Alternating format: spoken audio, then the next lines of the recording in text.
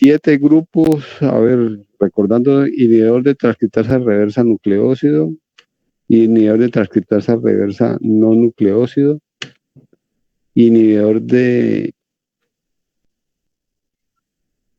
integrasa, inhibidor de proteasa, inhibidor de fusión,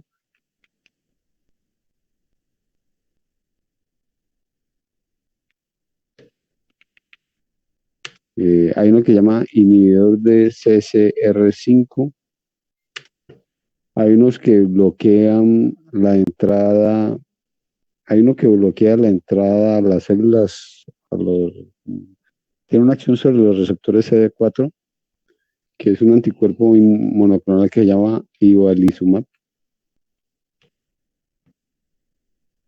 Y hay un inhibidor de la cápside, que se llama lenacapavir. Doc, qué pena, es que hay unas compañeras que me dicen que por favor si las dejan quedar en la reunión. Listo, dame un momento. Gracias.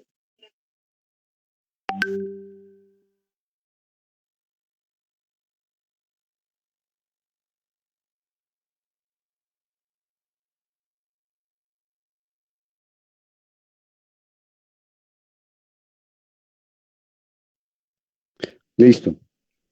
Entonces, les comentaba que para el tratamiento se necesitan generalmente son 2 de estos de aquí, más 1 o 2 de estos de acá. Generalmente combinamos 2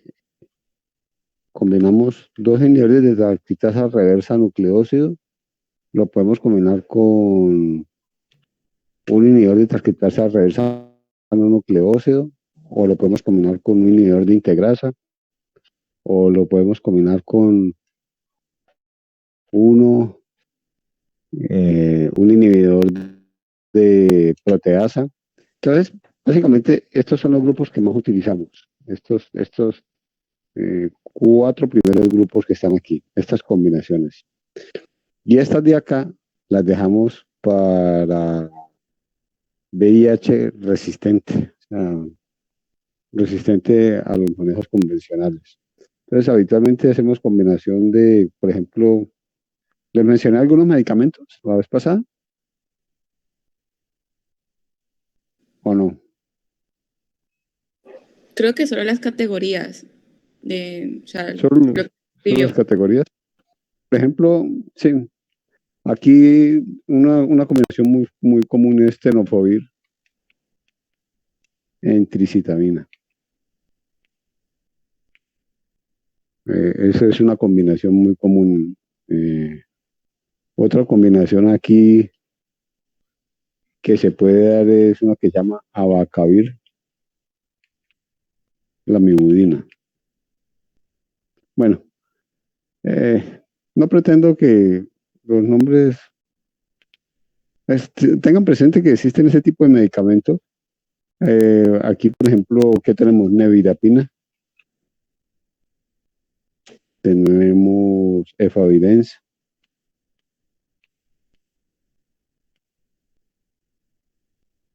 Aquí en el inhibidor de integrasa tenemos dolutegravir.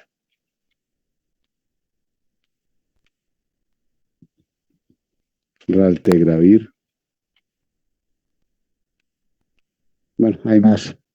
Inhibidores de proteasa tenemos atazanavir, lopinavir. Inhibidores de fusión tenemos uno que se llama enfurtimide. Inhibidor de CCR5 se llama maraviroc. Este que está aquí, no sé, el grupo se llama, eso es un inhibidor de entrada, actúa en receptores CD4. El medicamento se llama Ibalizumab. Y este de aquí es un inhibidor de la cápside que se llama lenacapavir. Bueno, entonces, habitualmente lo que hacemos son combinaciones acá, en estos 4 primeros grupos, tomando como base dos de estos, más cualquiera de estos de acá en combinación con los 2 que tienen de base.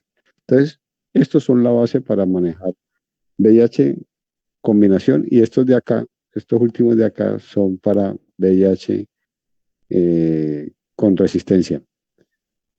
¿Cómo determinamos la resistencia? Hay dos formas, hay dos mecanismos para determinar resistencia. La sospechamos en un paciente que viene con un control de su carga viral y de un momento a otro el paciente hace un repunte de carga viral.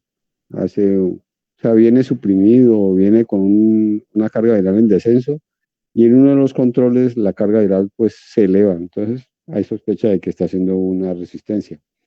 Y en ese caso tenemos 2 pruebas para determinar la resistencia. Una prueba que se llama genotipo y la otra prueba se llama fenotipo. La que más utilizamos es esta, la prueba de genotipo. La prueba de genotipo lo que determina es la secuencia genética del virus, del VIH. Entonces ya se sabe qué tipo de genes tienen resistencia a qué tipo de antirretrovirales. Entonces el gen XYZ, bueno, así no se llama, pero por ponerle un nombre, ya tiene determinados los nombres de esos genes. Es resistente, supongamos que a tazanavir.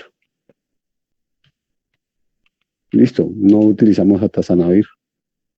Entonces, el genotipo es como una determinación de la secuencia genética y ya se conoce la resistencia a determinados antirretrovirales con determinados genes que tenga el VIH.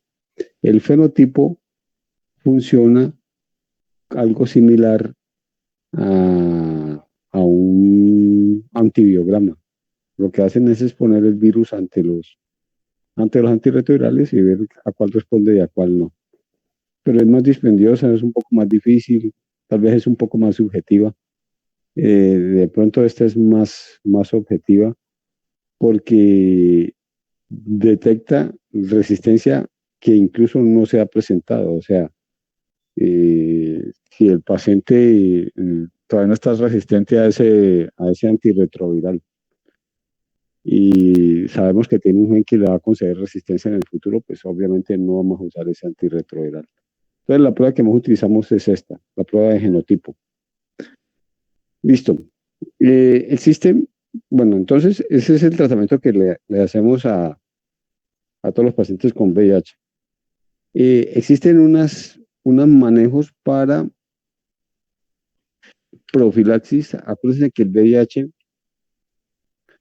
VIH produce inmunosupresión y la inmunosupresión produce la aparición de gérmenes de infecciones por oportunistas que tienen que ver con inmunidad celular, inmunosupresión celular. Entonces, cuando los CD4 son menores de 200, el principal bicho que puede producir de ahí compromiso es el Pneumocystis jirovecii, o sea, la neumocistosis.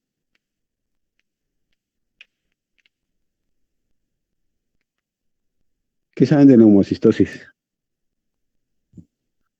Producida por el Pneumocystis jirovecii. Que produce una neumonía típica. Listo. Entonces, el Pneumocystis jirovecii produce una neumonía típica. Entonces, pacientes con CD4 menor de 200 deben recibir en forma profiláctica trimetoprim sulfa. ¿No? Entonces, es profilaxis. Habitualmente le damos una tableta de 160 a 800 miligramos 3 veces por semana. Para hacerlo en forma como didáctica y que el paciente le quede claro, le decimos que el lunes, miércoles y viernes se tome una tableta de trimetoprim sulfa. ¿Listo? Entonces, esto es profilaxis. Si el paciente tiene un CD4 menor de 100, este paciente, perdón, aquí es menor. Este paciente tiene riesgo de toxoplasma. El toxoplasma también se cubre con timetoprim sulfa. O sea que con menor de 200 cubrimos neumocistis y si tiene menos de 100, pues cubrimos neumocistis más toxoplasma con el mismo medicamento a la misma dosis. Si el paciente tiene un CD4 menor de 50, tiene varios riesgos. Tiene el riesgo de criptococcus, tiene el riesgo de Mycobacterium avium, se llama complejo Mycobacterium avium, y tiene el riesgo de citomegalovirus. Entonces, este paciente para criptococo debe recibir fluconazol, 200 miligramos, que también se puede dar 3 veces por semana. Y para Mycobacterium avium, para complejo Mycobacterium avium, se le puede dar acitromicina, 500 miligramos semanal. Una tableta de 500 miligramos una vez a la semana. Para citomegalovirus no está muy claro dar valganciclovir como profiláctico. Lo que sí está establecido es para hongos fluconazol y para Mycobacterium avium acitromicina. Listo, estas son las profilaxis que damos en pacientes que no están infectados, sino que tienen riesgo de tenerlo por el conteo de CD4 tan bajo que están manejando. ¿Listo?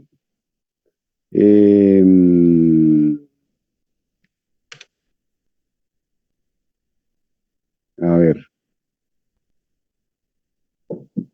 Hay otra cosa en el manejo que también quiero que lo tengan presente y es una manifestación que se llama iris. ¿Qué es el iris? ¿Qué saben de iris?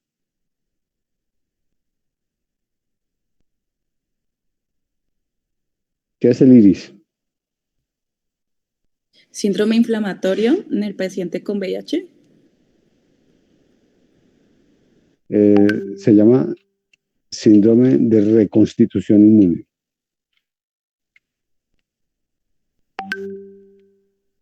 Síndrome de reconstitución inmune. El síndrome de reconstitución inmune consiste en que el paciente está ya en fase SIDA y tiene, pues obviamente tiene el VIH, tiene un SIDA, y adicionalmente el paciente tiene una infección por una TBC meningia,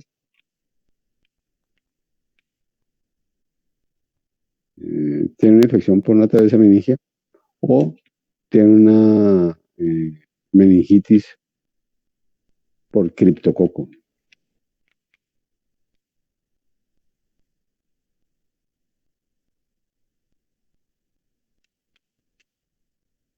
Entonces, estos pacientes tienen un inconveniente. Les había dicho que en un paciente que nosotros descubramos que tiene VIH, debemos iniciar en forma temprana los antirretrovirales. O sea, se hace diagnóstico y prácticamente pues, se toman los exámenes y se le inicia el tratamiento antirretroviral. En estos pacientes no se puede hacer eso. En estos pacientes debe iniciar tratamiento para estas infecciones al menos 2, 3 semanas, no sé, mínimo 2 semanas de tratamiento para estas infecciones, para tuberculosis meningia y para criptococosis meningia. Y después de haber iniciado el tratamiento para eso, ahí sí, el tratamiento antirretroviral. El problema es que si iniciamos el tratamiento antirretroviral en un paciente que tiene este proceso infeccioso, cualquiera de estos dos, ese antirretroviral va a hacer que suban los CD4 y el paciente va a hacer una respuesta inflamatoria severa. Va a ser esto, una reconstitución inmune. Y el paciente muere en un CIRS. Entonces, al menos mínimo, unas 2 semanas de tratamiento antes de iniciar antes de iniciar los antirretrovirales, como se los dije inicialmente. Listo. Tan. Bueno, la idea con los antirretrovirales pues es provocar una carga viral indetectable, que la carga viral sea menor de 50 copias, hacer que los CD4 pues se eleven, o idealmente alcanzar valores normales, o sea, lo ideal es que sean mayores de 500. Cuando el paciente ha alcanzado valores mayores de 200, ya no necesita pues las profilaxis, ninguna de las profilaxis, entonces se suspende. Y la expectativa de vida de estos pacientes, pues prácticamente es la expectativa de vida de un paciente hipertenso bien controlado. O sea, un VIH bien controlado es casi la misma expectativa de vida de un hipertenso bien controlado. Entonces, una, con una buena adherencia al manejo medicamentoso, sin resistencia, estos pacientes duran años. Ya no es lo que era antes el VIH, que se llevaba a todos en forma muy temprana. Bueno, el VIH produce infecciones oportunistas de acuerdo a los niveles de CD4. Cuando el CD4 es menor de 200, dijimos que el problema era la neumocistosis. La neumocistosis es una neumonía atípica, donde se produce una neumonía intersticial. Cuando digo neumonía intersticial, ¿qué quiero decir? ¿A qué se refiere?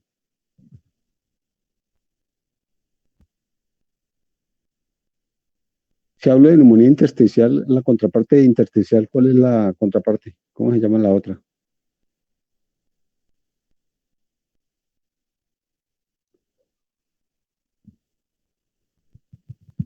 ¿Te has visto algo de rayos X, radiología? No, Doc, pues ahí por encimita. ¿Muchachos?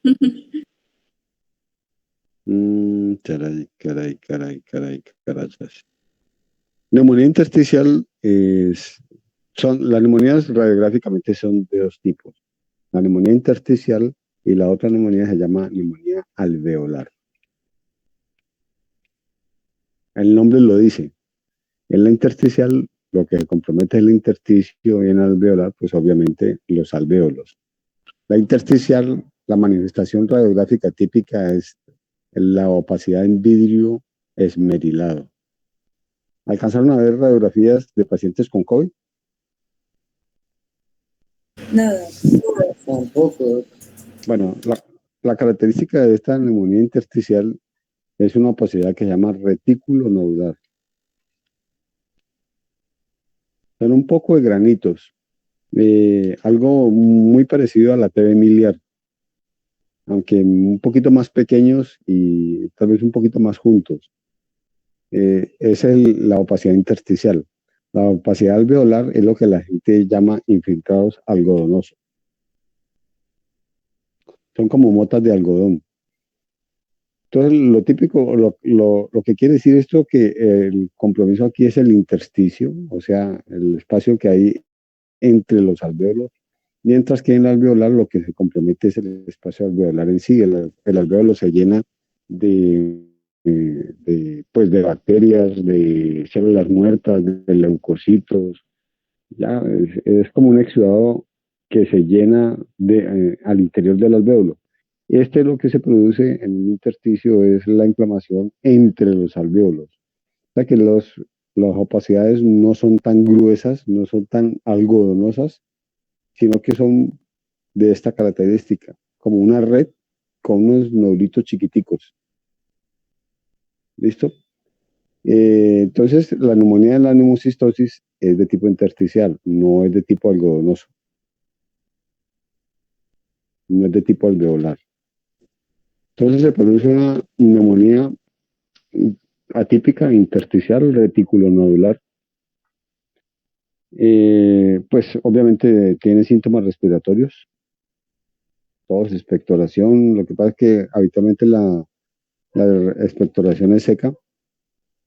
eh, y el paciente, pues se ve que tiene un compromiso respiratorio, pero hay una disociación entre la clínica y las manifestaciones radiográficas. De pronto hay mucha opacidad, de pronto se ve mucho compromiso intersticial y el paciente no se ve tan comprometido clínicamente, no se ve tan con tanta respuesta inflamatoria. Y no la tiene porque realmente no tiene cómo hacer respuesta inflamatoria por su componente de inmunosupresión. Entonces, vemos un paciente con síntomas respiratorios con esto, vemos unos gases arteriales con una presión de oxígeno baja, que no corresponde con la clínica del paciente. Ya les dije que hay una disociación y eso se caracteriza en las neumonías atípicas. Hay una disociación entre imágenes, exámenes y clínica. Los exámenes de pronto se ven feos, pero la clínica no se ve tan fea. Entonces la PO2 está baja. Lo otro que es muy típico de estos pacientes es que el neumocistis, que es un hongo, el neumocistis produce, dañan los neumocitos, necrosan o sea, matan los neumocitos y esa muerte de células pulmonares hace que se produzca una elevación de la LDH. Entonces, lo típico es CD4 menor de 200, una neumonía intersticial, reticulonodular, síntomas respiratorios, gases arteriales con hipoxemia, con LDH alta. Eso es lo típico. Con esos datos hacemos diagnóstico de neumocistosis. Ahora, podemos hacer el diagnóstico de neumocistosis con un lavado broncoalveolar, pero no lo hacemos. O sea, ¿qué tantas instituciones tienen un neumólogo y tienen un fibrobroncoscopio para hacer eso? Muy pocas. Se le hace una fibrobroncoscopia, se le hace un lavado broncoalveolar y a ese lavado broncoalveolar se le hace una tinción de Gienza y con esa tinción de Gienza podemos ver el neumocistis. Obviamente esto pues en clínicas con la disponibilidad del recurso, ¿no? Pero con esta clínica, con este cuadro clínico, con estas manifestaciones, tenemos casi pues la probabilidad muy alta de que se trate de un neumocistis y de que el paciente reciba manejo con el antibiótico que corresponde. Doc, Manejo. una pregunta. Dime. Entonces, el diagnóstico es con elevación de LDH, con gases arteriales, presión parcial de oxígeno bajo, ¿y con qué más? Y con los hallazgos radiográficos, con una neumonía intersticial, neumonía en vidrio esmerilado o con retículo nodular. Y teniendo en cuenta esto, CD4 por debajo de 200. ¿Listo? Entonces, bueno, entonces, tenemos esto. Aquí hay una consideración. A ver, vamos a tratar a este paciente con timetropin sulfa. Le colocamos timetropin sulfa metoxazol. Habitualmente se le coloca entre 15 a 20 miligramos por kilo de peso de trimetropin. No de sulfa, de trimetropin. Estos son dos antibióticos, es una combinación de trimetropin más sulfametoxazol. Entonces le colocamos de 15 a 20 miligramos por kilo de peso de trimetropin y se trata por 21 días, 3 semanas. 21 días de tratamiento. Aquí hay una consideración que hay que tener. Los pacientes con una PO2 menor de 70 con una PO2 menor de 70, estos pacientes, además del timetopin sulfa, estos pacientes deben recibir prednisolona. Tenaz, ¿no? Tenemos que inmunosuprimir más a un paciente que está inmunosuprimido. Lo que se ha visto es que estos pacientes con una PO2 por debajo de 70 y que se le inicie el tratamiento hacen una respuesta inflamatoria severa, severa, severa y se mueren por respuesta inflamatoria, como si fuera una reconstitución inmune, pero no es por eso, no es por el inicio de los antirretrovirales. El inicio del timetopin asociado con esta PO2 así tan baja. ¿Por qué? No conozco, no he leído cuál es el motivo de que se produzca una respuesta tan severa cuando hay estos niveles de PO2. En todo caso, se le hace un curso de prednisolona, eso está esquematizado de aproximadamente una semana, 2 semanas con prednisolona y eh, las 3 semanas de timetopin sulfa. ¿Listo? CD4 por debajo de 100.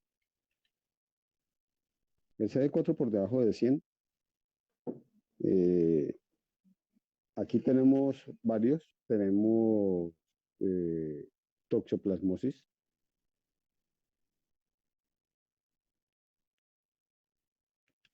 toxoplasma. Acuérdense que el toxoplasma es un parásito unicelular, toxoplasma gondii. El toxoplasma, ¿cómo se contrae? Doc, por las heces de los gatos, por alimentos contaminados, tierra, aguas contaminadas. Listo. Listo. El principal son las heces de los gatos, ¿no? La materia fecal de los gatos son el vector. Mm, el toxoplasma eh, habitualmente no produce infecciones agudas. Lo que produce es una reactivación de las formas que están dormidas, que están quiescentes en, en el cuerpo. El sitio donde quedan formas quiescentes ahí esperando una inmunosupresión, es el sistema nervioso central, el cerebro. Entonces, las manifestaciones de toxoplasmosis son del sistema nervioso central. Habitualmente lo que vemos en un paciente es una focalización motora.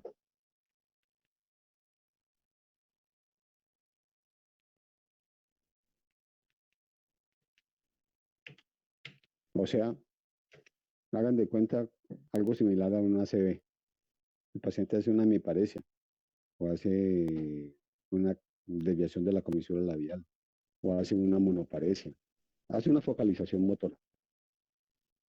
Entonces los hallazgos son CD4 por debajo de 100, focalización motora, una inmunoglobulina G para toxoplasma positiva, inmunoglobulina G para toxoplasma positiva y unos hallazgos en la imagen, se hace una neuroimagen, puede ser un TAC con contraste o puede ser una resonancia con contraste. En la neuroimagen se observa una lesión en forma de anillo en el parénquima cerebral. ¿Listo? Se observa una lesión anular.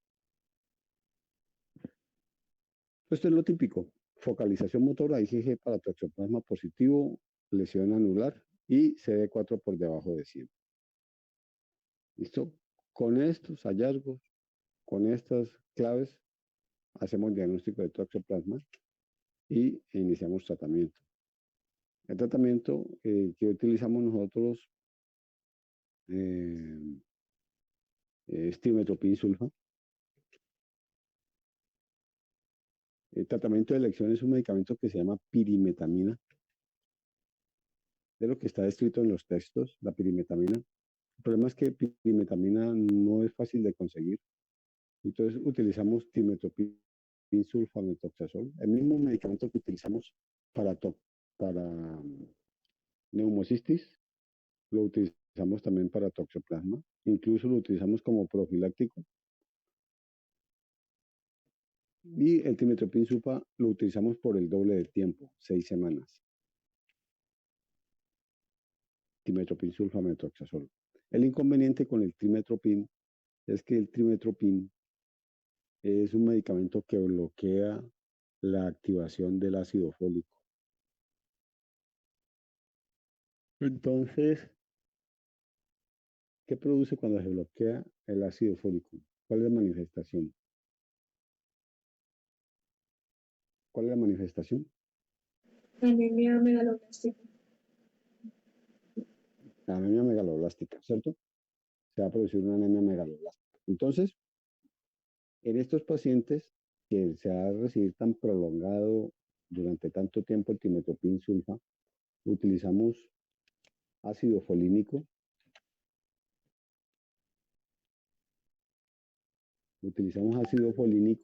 para prevenir la anemia megaloblástica. No utilizamos ácido fólico. No utilizamos ácido fólico, porque el ácido fólico lo utiliza el toxoplasma para sí, o sea, lo utiliza para sus funciones metabólicas. Entonces, utilizamos ácido folínico que no lo puede utilizar, el toxoplasma. ¿Listo? Entonces, ese es toxoplasmosis. El otro es los pacientes que tienen criptococosis por debajo de 50.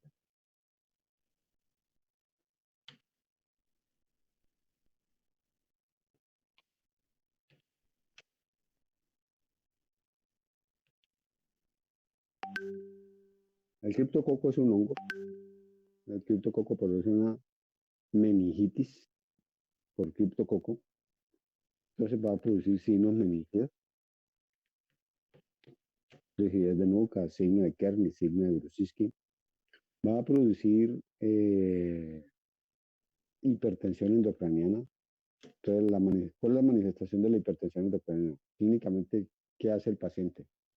Papiledema, vómito en proyectil, ¿no? Cefalea. Cefalea. La peor cefalea de Entonces, sur. es una cefalea intensa, una cefalea fuertísima porque hay una hidrocefalia comunicante. El criptococo bloquea la reabsorción de líquido cefalorraquídeo y se produce un aumento de líquido cefalorraquídeo porque no se reabsorbe y se produce una hipertensión endocraniana que produce una cefalea severa, severa, severa. Entonces, está con signos meningios, está con cefalea, eh, está con CD4 por debajo de 50. ¿Le hago punción lumbar? Sí, le hago punción lumbar. ¿Por qué?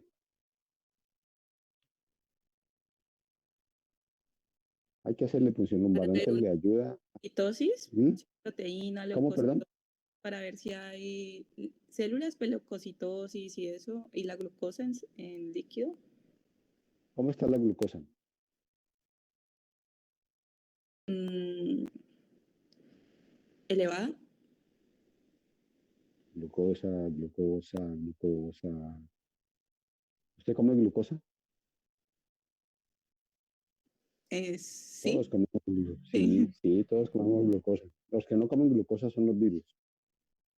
Pero este sí come glucosa, este es un hongo. A él le gusta la glucosa, entonces la glucosa está baja. ¿Los leucocitos cómo están? Me imagino que elevados, no sé. ¿A expensas de qué? A Mm, expensas de linfocitos. eso, linfocitos. A expensas de linfocitos. Si fuera a expensas de neutrófilos, pensaríamos en una bacteria, no en un hongo. Entonces, la glucosa está baja, los leucocitos están altos a expensas de linfocitos y las proteínas están altas. ¿Ya? Entonces, miren, aquí un paréntesis cortico. Hongos, micobacterias, tienen el líquido cefalorraquídeo similar. Es similar. O sea, glucosa baja, leucocitos, defensas de linfocitos y proteínas altas. ¿Listo? Bacterias.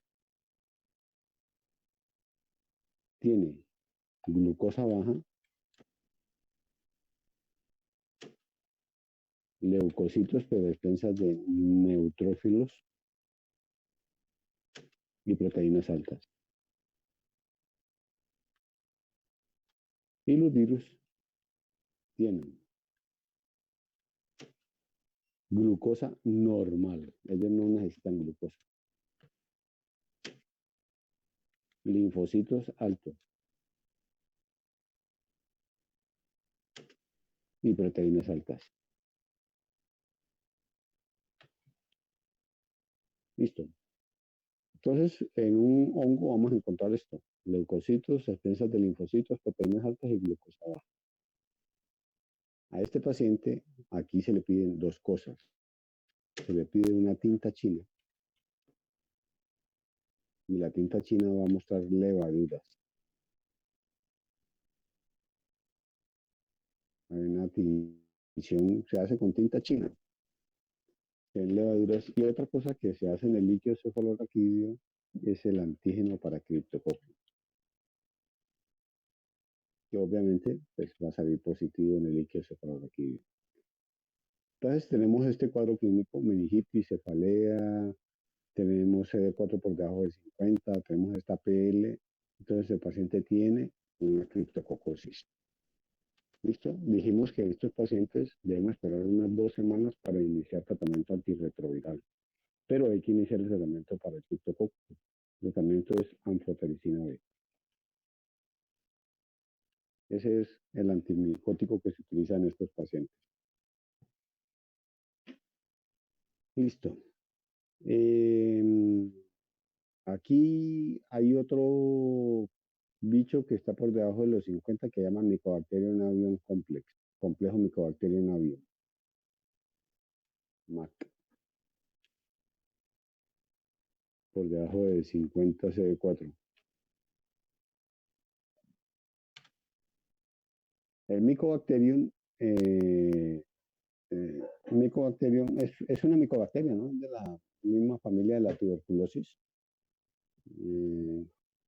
El Mycobacterium afecta varios órganos, afecta hígado,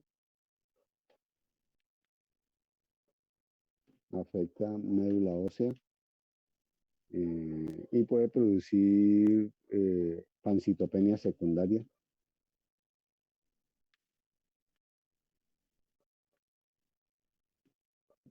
Pancitopenia, pues en estos pacientes hay que hacer biopsia de médula ósea, hay que hacer biopsia de hígado.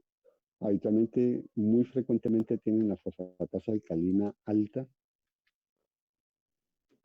Las pruebas hepáticas están alteradas.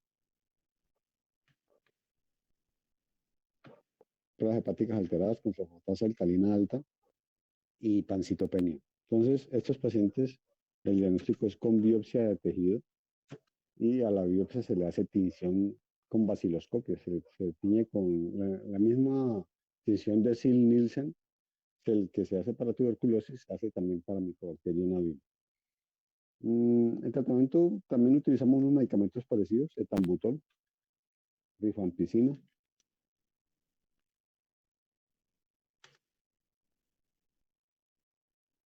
El otro bicho que está aquí es el citomegalovirus,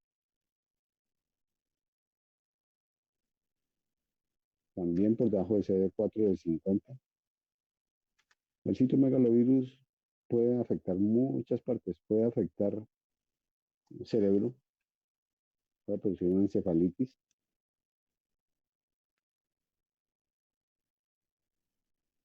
puede producir una retinitis y obviamente ceguera. Puede producir compromiso de tracto digestivo, sobre todo en el esófago, produce úlceras esofágicas con conoinofagia.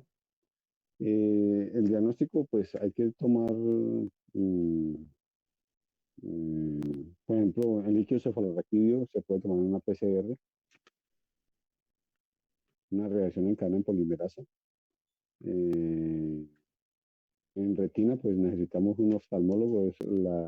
El citomegalovirus en la retina produce unos hallazgos pues, característicos que el oftalmólogo mm, lo puede diagnosticar pues, con el examen físico. En el esófago se puede hacer biopsia y se ven unas inclusiones citoplasmáticas producidas por el citomegalovirus. El manejo es con un antiviral que se llama valganciclovir.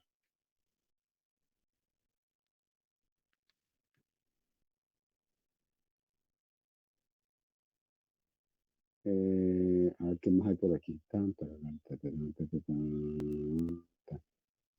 Listo. Acá hay otro bicho que se llama virus JC.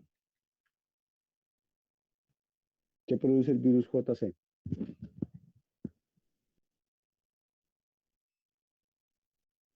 ¿Cuál es la manifestación del virus JC? ¿El polio? No.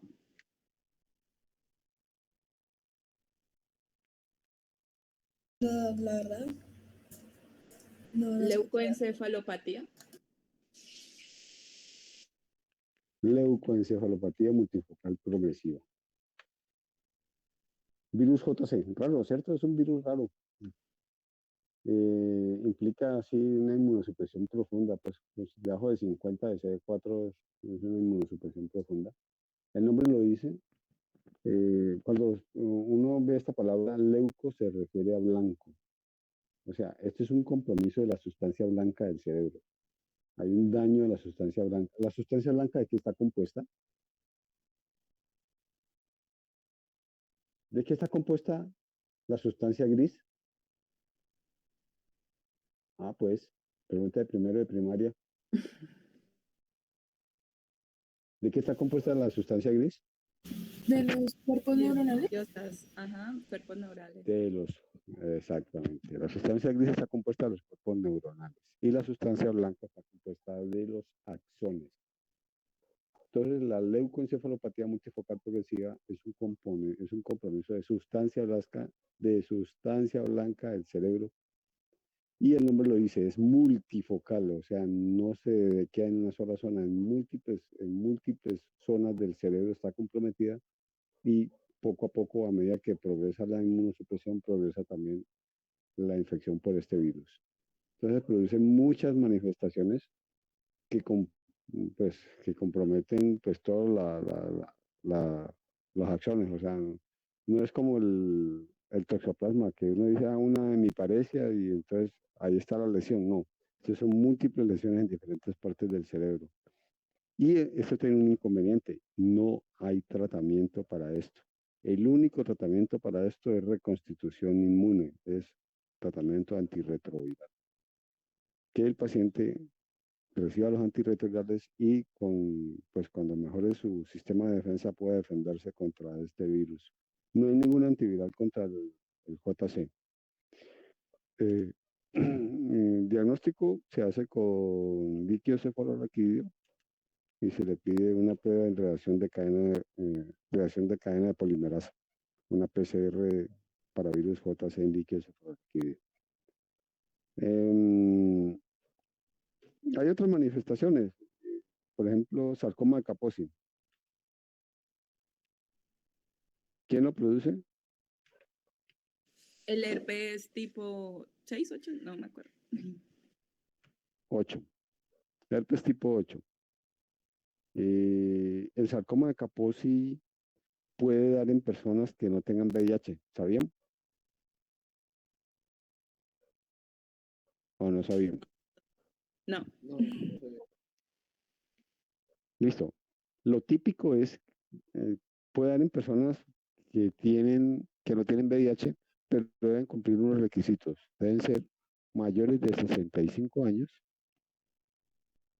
Y lo otro que es típico, solo dan las piernas, en los miembros inferiores. No en ninguna otra parte del cuerpo, solamente en las piernas. Pero en un paciente con VIH da en menores de 65 años y da en toda parte. Da en cualquier parte del cuerpo. en tórax, en mucosa, en piel, ¿listo? Lo único que puede dar ese tipo de personas, así como le estoy mostrando aquí. Eh, Manejo pues antirretrovirales. Eh, este paciente necesita quimioterapia, necesita un oncólogo, porque eso es un cáncer, es un sarcoma. Entonces necesitamos el tratamiento con oncología. Generalmente utilizan un medicamento que se llama doxorubicina. Y me imagino que algún anticuerpo monoclonal habrá salido para esa cosa. Pero bueno, eso lo maneja otro especialista. Doctor, una pregunta. Mm, co- Dime. ¿El sarcoma de Kaposi también es cuando los CD4 están menores de 50? Habitualmente sí, habitualmente Ah, menores de 50. Ujú. gracias. Ta. Les hablé de la cándida orofaringia, no necesariamente tiene que ser tan bajo, puede incluso estar por alrededor de los 200. La candidiasis orofaringia, ustedes siempre que tengan un paciente con VIH deben examinar la boca, sobre todo si el paciente se queja de odinofagia, paciente con dolor al tragar, examinen la boca porque puede tener una candidiasis orofaringia y estos pacientes deben recibir manejo con fluconazol y nistatina. Fluconazol y nistatina. Y no necesitan CD4 o sea, con CD4 por debajo de 200 es posible encontrarlo. Bueno, no sé, ¿tienen alguna pregunta de VIH? Doc, ya es como Diga. referente a las vacunas, o sea, ¿qué vacunas tendríamos que evitar ponerle como al paciente si está como inmunosuprimido? Habitualmente no se colocan vacunas vivas, no se ponen vacunas vivas. Hay que poner vacunas, por ejemplo, por ejemplo, de hepatitis B, que utiliza el antígeno de superficie como,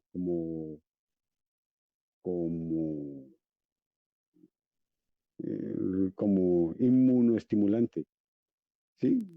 Pero, por ejemplo, vacunas vivas, ¿como cuál sería? Tan.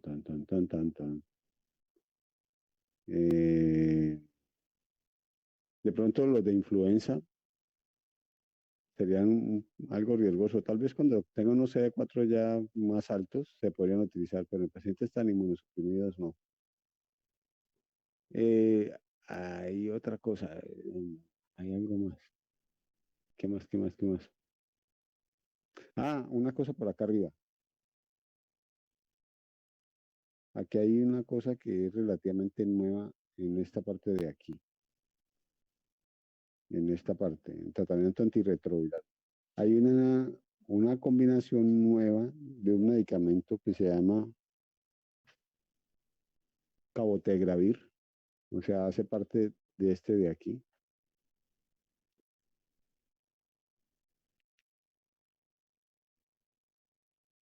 O sea, es un inhibidor de integrasa, cabotegravir, más un inhibidor de transcriptasa reversa no nucleósido que se llama rilpivirine.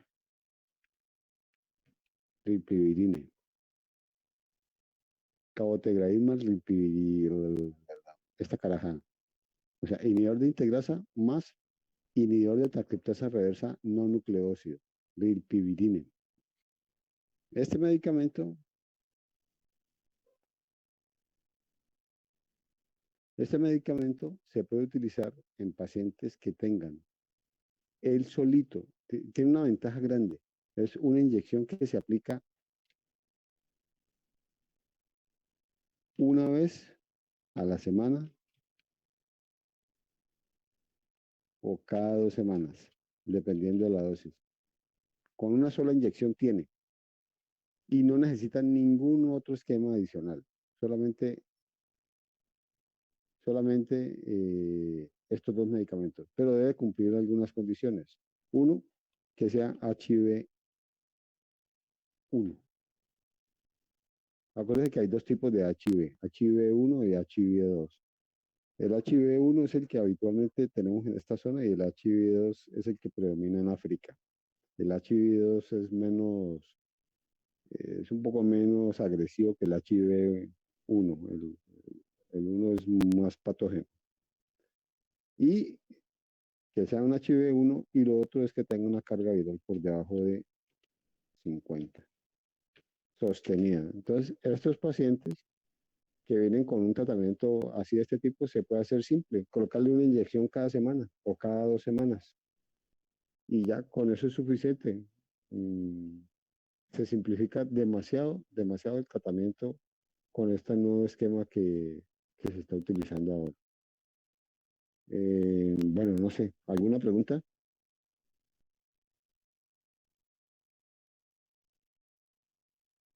Haremos algo cortico, cortico, empecemos algo corto y continuemos después con ICC.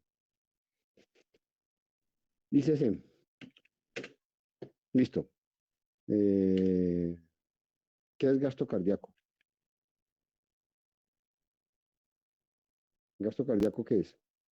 Es la cantidad de volumen inyectado por el ventrículo izquierdo en un minuto, ¿no? Listo. Lo que sale, el volumen que sale en un minuto, ¿cierto? Es el volumen minuto que sale por el corazón. Habitualmente, ¿cuánto es? ¿Cuál es el numerito mágico que le pusieron a todo el mundo?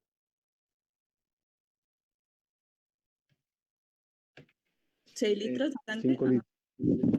5 litros. 5 litros, aproximadamente son 5 litros.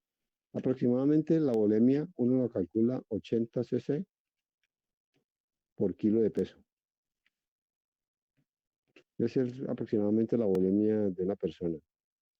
Entonces, una persona de 60 kilos es 4,8 litros aproximadamente. Una persona de 70 kilos, 5,6 litros. Más o menos 5 litros. Es lo que se calcula de gasto cardíaco. Entonces, cuando hay una falla cardíaca, pues el gasto cardíaco cae, ¿cierto? Una insuficiencia cardíaca quiere decir que el corazón deja de funcionar o comienza a disminuir su función como bomba y la cantidad que expulsa, pues ya va a ver afectada. Entonces, en un término simplista, diríamos que una insuficiencia cardíaca es una caída del gasto cardíaco. Eh,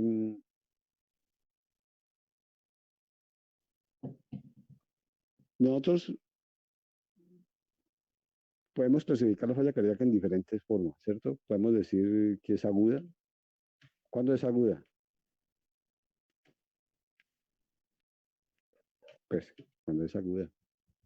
Podemos decir que es aguda, que es crónica, que es derecha, que es izquierda.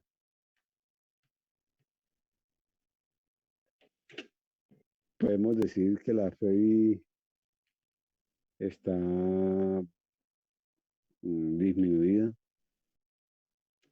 o FEBI reducida, es que se llama, ligeramente reducida y preservada.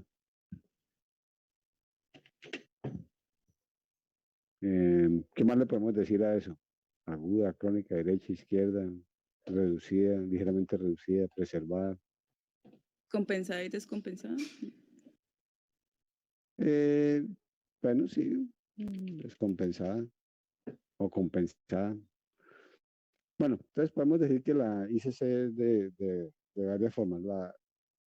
Si ustedes revisaron algo con el doctor Espina, creo que se han enfocado en esta parte de aquí y se han enfocado sobre todo en esta parte, en la ICC de FEBI reducida, ¿cierto?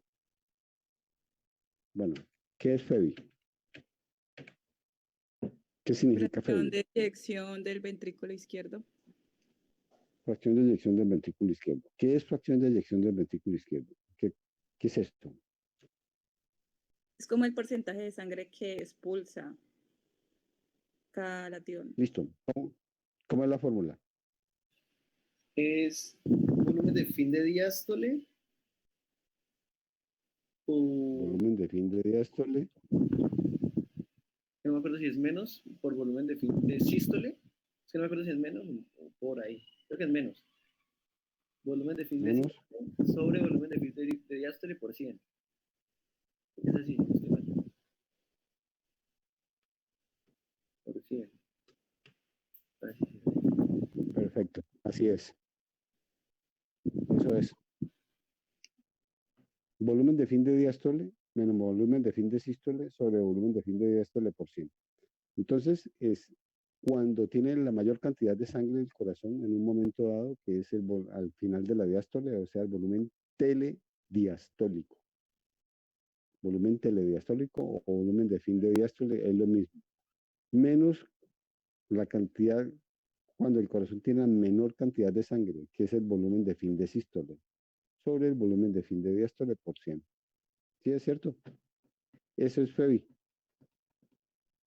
Haciendo un ejemplo numérico, yo suponiendo que son ejemplos que no son reales, pero me sirven para afianzar un poco el conocimiento. Si el paciente tiene un volumen de fin de sístole de 100 centímetros cúbicos y cuando se contrae de fin de diástole, perdón, de fin de diástole de 100 centímetros cúbicos y cuando se contrae el corazón a su máxima contractilidad, el volumen de fin de sístole, le quedan 30. Le quedan 30. Y esto lo divido sobre 100. Y después lo multiplico por 100. ¿Cuánto da? ¿Cuánto da? ¿Cuánto da? 70. 70, exactamente. Da 70%. 70%. ¿Les quedó claro? Sí, doc. Sí. Listo. Entonces, es un ejemplo ahí numérico y colocando números que los hice de tal manera que me saliera fácil la operación. Entonces, hablamos de volumen de FEBI reducida, perdón, ICC de FEBI reducida, una FEBI reducida cuando está por debajo de ¿cuánto? De 40, ¿Por debajo de 40. cuánto? 40%. Ligeramente reducida. Entre 40 y 49. Ajá. Bueno, 40, 50. Y preservada mayor de 50. ¿Listo? Entonces, FEBI reducida menor de 40, ligeramente reducida 40 a 50, preservada mayor de 50. Listo. ¿Por qué, por qué si la FEBI está preservada puede producirse falla cardíaca? ¿Por qué se puede afectar?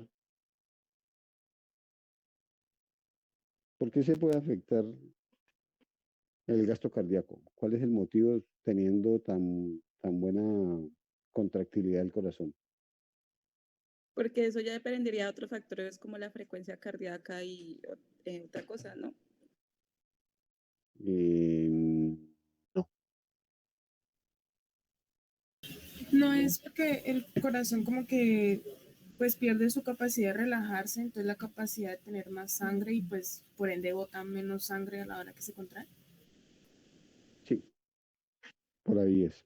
Entonces, bueno, revisemos primero la de FEBI reducida, después pasamos a la de FEBI preservada. Entonces, FEBI reducida. La FEBI reducida, tomemos el mismo ejemplo. Tiene, ya llega a 100 centímetros cúbicos, pero este tiene un problema de contractilidad. Este paciente tiene un problema en la sístole. Aquí está el problema. La contractilidad, la contractilidad de la fibra miocárdica se ha disminuido. Se ha perdido una cosa que llaman la ley de Frank-Starling. Y ahorita me cuentan que es esa ley de Frank-Starling. Entonces la contractilidad está disminuida y ya el paciente no va a tener 30%. ¿Ya? Entonces, supongamos que el paciente va a quedar un sobrante de 70 mililitros. ¿Listo? Entonces, 30 menos 70 dividido 100 multiplicado por 100, eso da 30%. ¿Listo? ¿Por qué? Porque es un trastorno sistólico. La ICC de FEBI reducida es un compromiso de la sístole. La ICC de FEBI preservada. El problema está en lo que me dijiste ahorita, Natalia. El problema está en la diástole, está en la relajación, en la capacidad volumétrica del ventrículo. Entonces, en la FEBI preservada, coloquémosle así, FEBI preservada, pongamos el mismo ejemplo.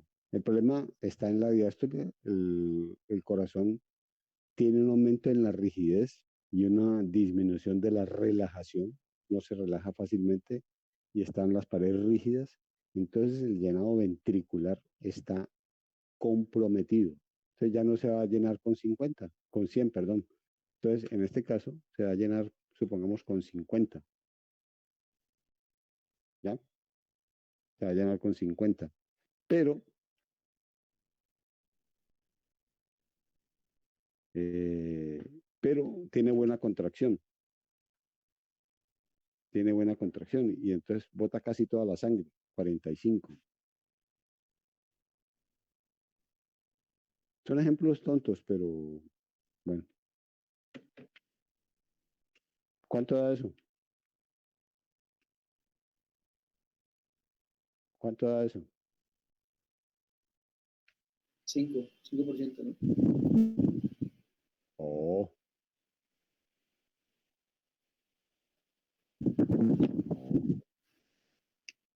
da 50, ¿no? Ah, sí, sí, sí, perdón. Da 50%. Entonces, este paciente tiene buena contractilidad, el problema está es en el llenado ventricular. Entonces, pareciera que el corazón está funcionando súper bien porque está botando buena cantidad de sangre, pero no está botando buena cantidad de sangre, está botando poca cantidad de sangre porque se llena con poca cantidad de sangre. ¿Me entendieron el concepto de FEBI reducida y FEBI preservada? Sí, doc. Sí, ¿Listo? Ah, bueno. Entonces, eh, ¿qué? Mm, la FEB intermedia o ligeramente reducida está como en un limbo entre la preservada y la reducida, aunque pues parece que últimamente están tirándolo todo hacia, hacia FEB reducida, no hacia FEB preservada. Entonces parece que la ligeramente reducida ya se está, pues todo indica que se va a manejar como una FEB reducida más que como una FEB preservada. Mm,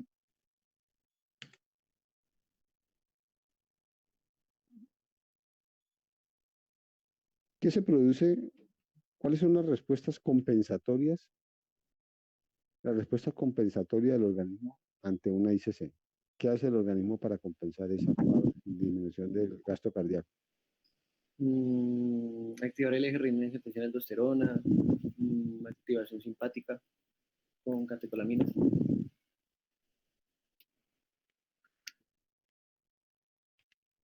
Listo, entonces renina, angiotensina, aldosterona. ¿Por qué? Porque el riñón, ¿por qué? ¿Por qué se activa el sistema renina, angiotensina, aldosterona? Porque el riñón recibe el 25% del gasto cardíaco, normalmente. Y si el gasto cardíaco está disminuido, pues la perfusión del riñón también está disminuida. Eso como lo sensa el riñón, que le falta volumen, que le falta volemia, que le falta presión de perfusión. Entonces se estimula la liberación de renina que hace que la angiotensina aumente, aumenta la presión arterial y la aldosterona hace que se retenga agua y que se retenga sodio. ¿Listo? Todo eso para aumentar la perfusión renal. Es en respuesta a la hipoperfusión por el gasto cardíaco bajo. Y el sistema simpático se aumenta para aumentar la frecuencia cardíaca. Acuérdese que el gasto cardíaco también se define como, ¿cómo qué? Frecuencia cardíaca por volumen.